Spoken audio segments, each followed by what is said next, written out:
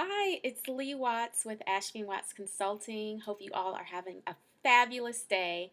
I wanted to talk to you all about the importance of mailing lists. I've been having this conversation a lot lately with other clients and just small business owners, and they're just like, hey, I have a lot of people on social media, a lot of people follow me, and so why do I exactly need to have a mailing list? Well, I am going to give you three reasons why it's very important, but there are more reasons than even the three that I'm giving. But I'm going to give you my three favorite and I feel like the most important reasons. And then it might prompt you to do some research and just find out other reasons why it's important. So, my first reason why having your own email list is very important and why it should be part of your marketing strategy is especially if you're on social media and you do have a following on social media, remember that that is rented land. Okay, so think about yourself as a business owner, real estate owner, whatever, and we know that rented land, anything can happen. It's not yours. Facebook is not yours. Instagram is not yours. Twitter, all of those places where you're communicating with people and sharing your information and thinking that you're having a relationship with them, which is a relationship, but it's on rented space, rented land. And anything can happen to Facebook, Twitter, Instagram, any of these social media things, or just they will fade out one day. They will be less important, or people move on, or don't check their Facebook or Twitter or Instagram and all these other things.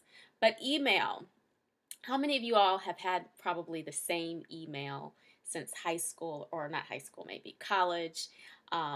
You've had it for years. And even if you don't check it all the time, it is yours. You know it. You're going to go to it eventually.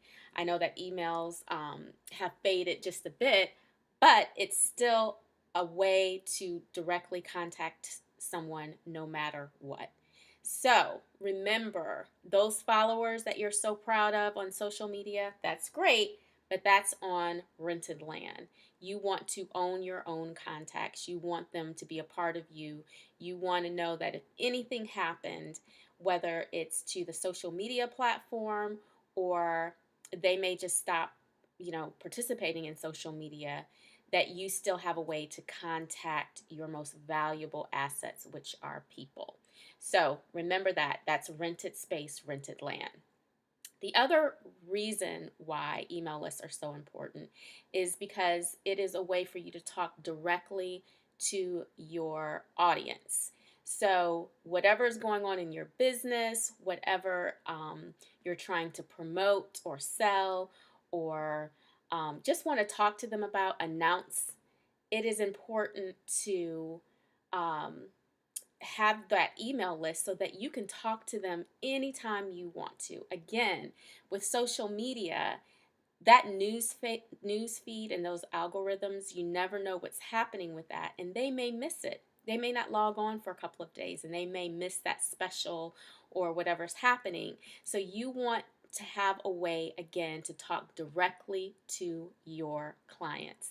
And not only that, if you're really savvy with your email list, you're going to segment your list. So you'll have people who maybe are in a certain demographic on segmented out to a separate list. Those people that are repeat buyers, so those people who are new customers, those people who are business owners as opposed to maybe organizational leaders. You just however, whatever makes sense for your business. The second step or third step with really managing your email list is to divide and segment out your list so that you have specific language and specific things that you're communicating to each list. So that's really important. So being able to talk directly to your audience. So the third thing, which is kind of the same as my number 2 point, talking directly to them, having an email list is a way to continue to develop the relationship and the rapport with your audience. And that is so critical and so important. Of course, yes, you're doing this through social media to some degree. Social media, though, it's like you're talking to the masses. So you don't really know who's paying attention, who's reading the whole thing. You don't know what's happening. And they know that you're talking to the masses. But if email lists and newsletters and announcements and things like that, if that is done well, then each person who opens up that email should feel like you are speaking directly to them, that you are developing a rapport directly with them. And that goes to my second point. When you segment out your list, you know who's buying, what's important to different people, and just what they need to hear, then you will be able to again continue to develop that rapport. Because remember, selling, sometimes depending on what your product is, what your service is, selling can sometimes happen with one time. You speak to them, they buy it, and they're done, which of course they should never be done with you. You should always have another thing that you're selling to them or following up with them on, keeping them as a repeat customer. But always remember that it's about developing and continuing the relationship. So that email list, that developing that rapport and those relationships, I think I was going with this, that, it's like a dating and courting relationship. So that first email that you send to them, it could be like, hey, how are you? How are you doing? What's going on? I want to learn more about you. And then that second email is like the second date.